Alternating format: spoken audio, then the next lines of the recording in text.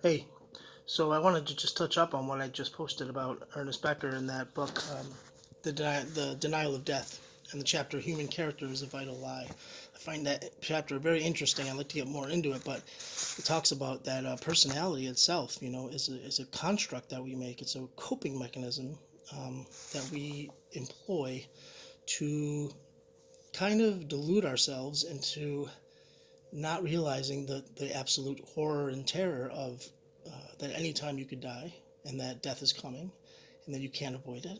And creating this personality, you know, um, can be very intoxicating. I mean, and this insight has given me a lot of compassion to people because I realize that everybody's just scared. Nobody knows what this reality is, including me. And because of that, saying I don't know is not very relieving for a lot of people, and they freak out. I am comfortable with saying I don't know. I think becoming intimate with not knowing is the true place to be. Understanding that you are limited, you don't know, and coming up with a story that's going to just, or a personality that's just going to kind of, what's the word, kind of shelter you from everybody else is it's a bit of a delusion. So everybody's psychotic, in my opinion. Everybody has a coping mechanism. We all cope with reality in different ways. In the past have used many substances as my coping mechanism to kind of quell my fear of death. A lot of people work a lot, do a workaholic thing. A lot of people sleep around and are very kind of promiscuous, which is absolutely fine. Do what you want to do. It's your body. I have no problem with that. But same thing with me. I love to mess with my consciousness. Part of that is it's enjoyable and it's insightful, but also it ameliorates that fear of death that's always underneath everything. It's rumbling all the time. And it's there's a lot of fear there, and this is why I've this has been my life's work to kind of come to some resolution where I feel some kind of peace. But I don't know if that's ever going to happen. I think maybe I have to find peace in not knowing, acceptance of not knowing. That is, I think, the highest teaching.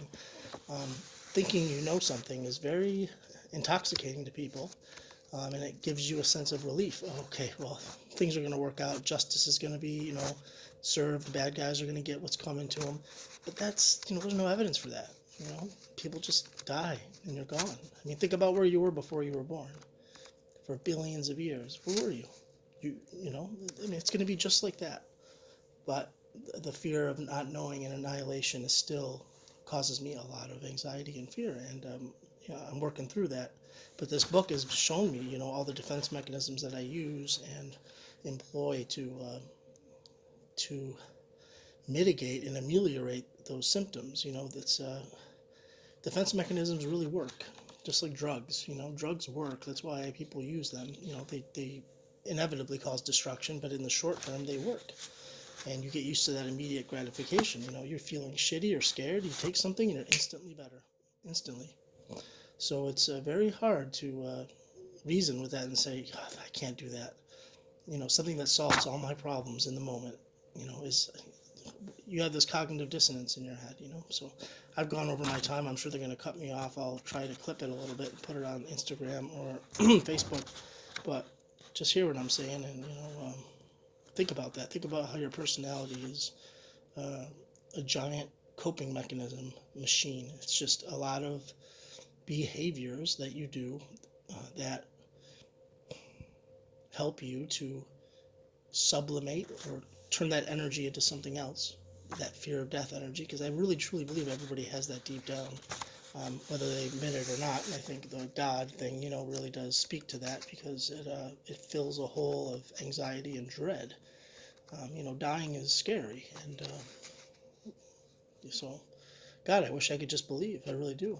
I wish I could just give myself a lobotomy or something and just believe. Maybe that would help.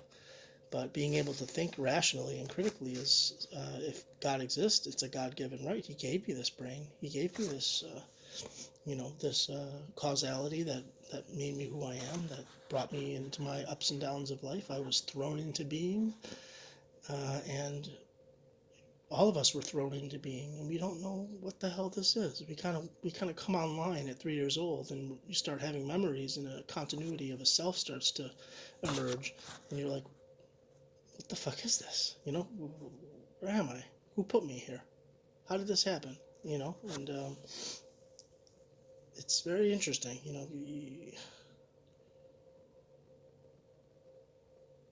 Um, I don't want to get into the self and how the self is an illusion, but um, I'll just say this: that please look at your personality and see. And when you see other people acting out or acting, mean or aggressive, that's just their fear. Fear and anger are two sides of the same coin. When someone's externally angry, they're afraid inside. I don't care what the fuck people say. That definitely has been an example for me. I've seen this many many times.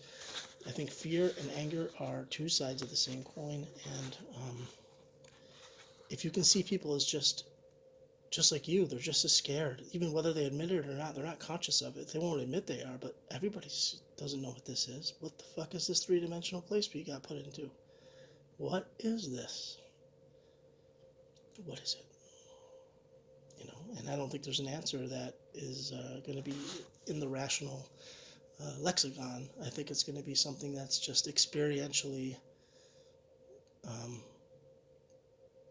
Once you quiet your mind enough, I think that you're more receptive to the insight that comes through meditation or yoga or any kind of thing that helps you center yourself and be present.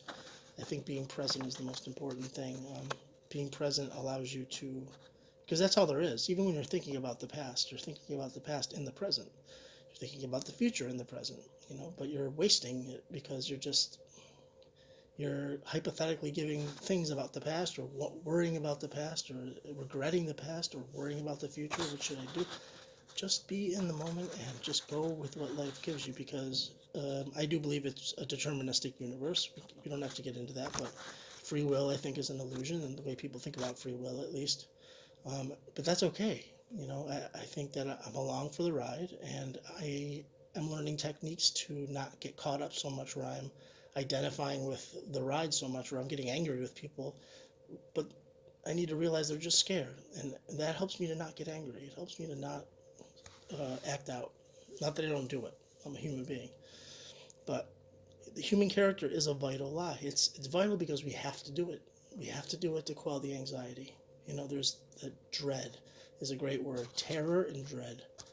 Um, because we feel like we're angels. We're part angel because we have this consciousness that can soar into the heavens. I can close my eyes and I'm in Alpha Centauri, zooming around the stars. It's angelic.